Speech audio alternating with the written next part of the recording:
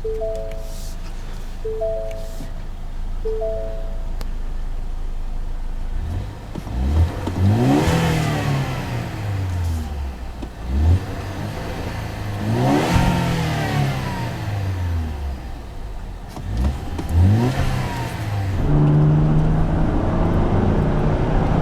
guys, greetings from a very scenic and beautiful Colorado mountain view. Today I'm here with a rental car for our week.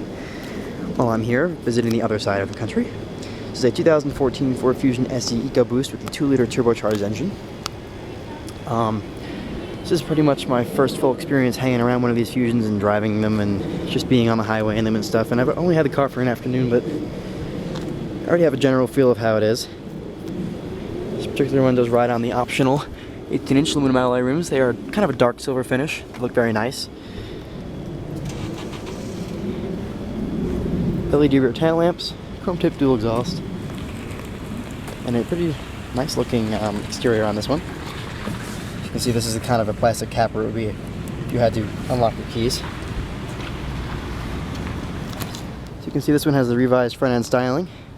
Looks kind of like a catfish, but they did pull it off nicely. You can see there's some plastic here because this car is actually brand new. It was built January 1st, 2014, so it's an early build 14 model year. Your chrome runner around the windows, and this one is one of my favorite color combinations on the exterior. It's a nice dark silver, or painted, a polished metal exterior with a black leather interior. So it does have heated side mirrors, automatic electric front headlamps, and fog lamps as well.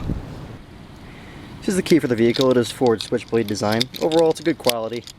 There's minimal wiggle on this actual switchblade part, but these two buttons do feel like they may not last over time, not quite sure, but initial first impression is nice.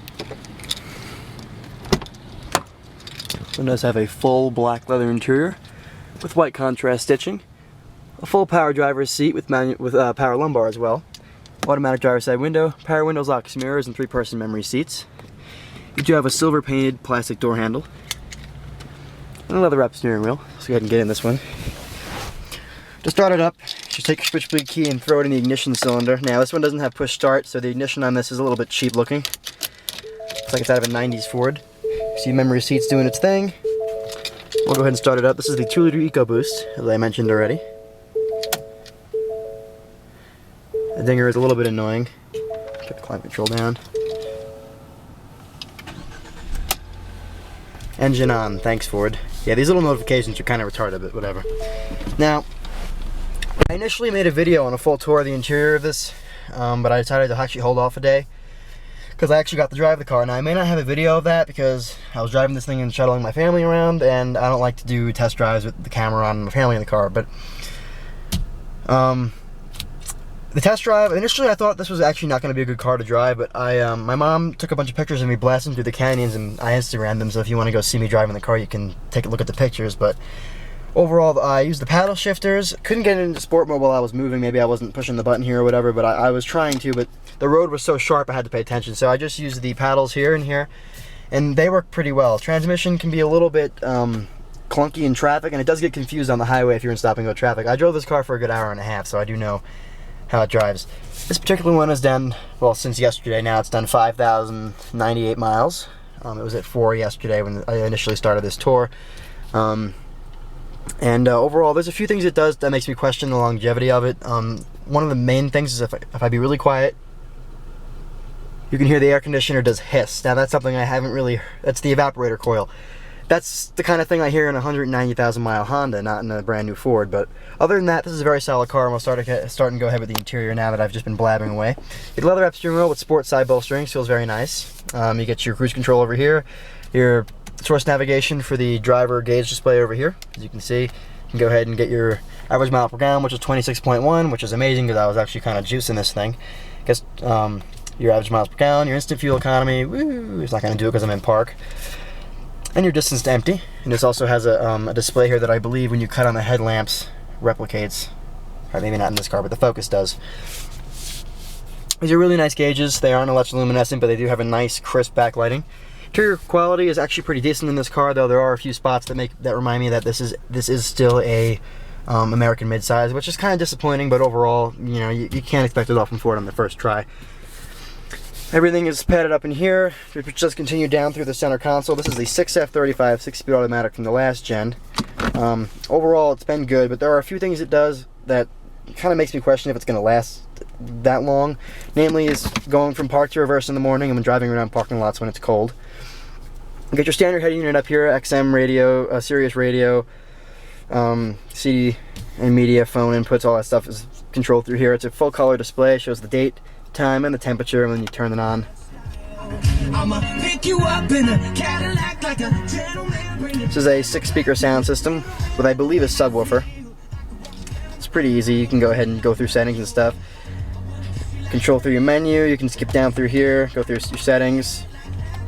You can go ahead and change your radio mode, go to Sirius where I was.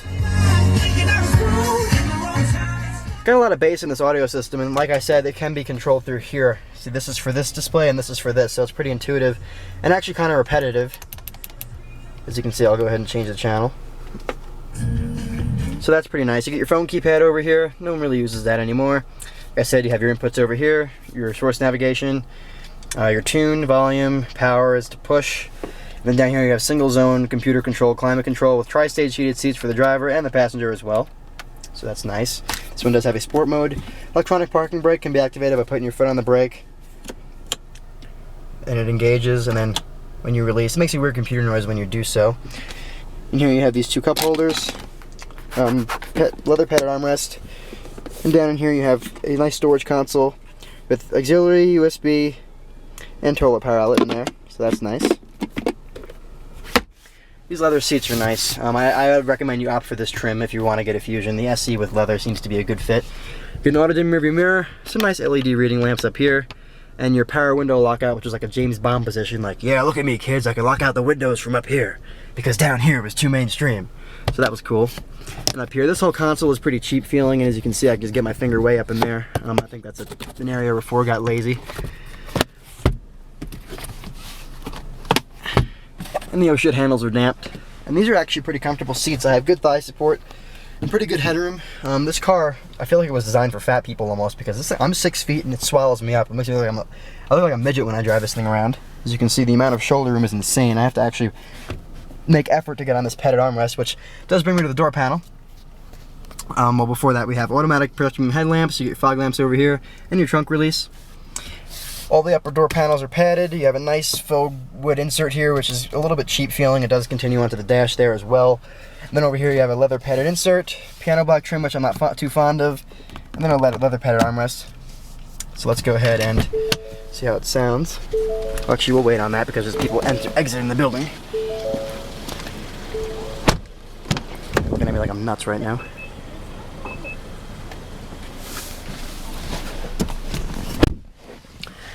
Door shuts solid. Interior quality follows through fully in the back, which is nice. Don't really have much thigh support, but the headroom is really good. And you have rear vent registers, 12-volt power outlet, and this carpet is really nice. One of my biggest problems with this interior, well, there's 2 of them, is that these seats look incredibly and cheaply thin from back here, and that the plastic they used on the side curtain airbag here, it's a gross plastic. This is worse than something I'd find in a GM. I mean, that's pretty bad. So you have a nice pedal armrest with cup holders that I accidentally crushed my cup in. Sorry, Enterprise. And 2 cup holders. You get adjustable headrests for all 3 passengers, which is nice. The Nissan Altima still doesn't do that shit for the 3rd row. I mean, the middle seat. And then up in here, you have an LED reading lamp, which is also a nice touch. The headliner is a good quality, but same theme as the front. It moves around a lot, which is somewhere I think is kind of cheap. It's a good view of your dash. Overall, it's pretty nice.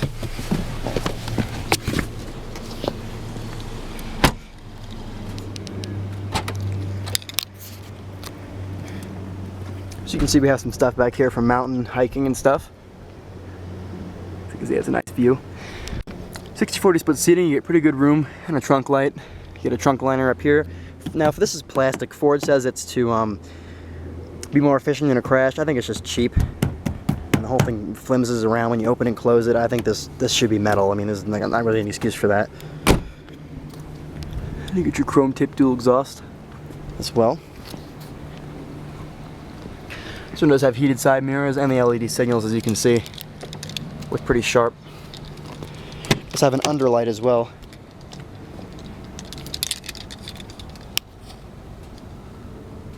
And you get a full power passenger seat, Fusion logo. And then jumping in here, it's just as comfortable as the driver's side. Once again, you get your damp glove box with an LED in there. And this lights up, which is pretty nice gimmicky feature, as well as these two lamps as well. How many times can I say as well in a video?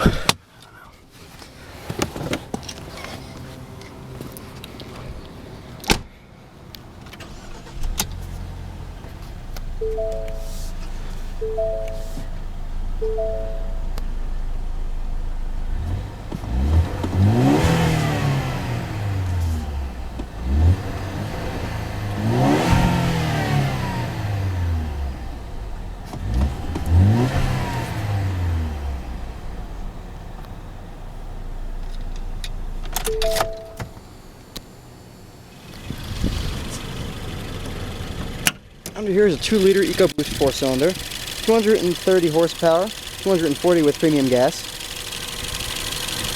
Makes great power, is gas direct injected, taken away. Does have a hood liner, and it's a pretty good looking engine bay. Overall, pretty solid sedan.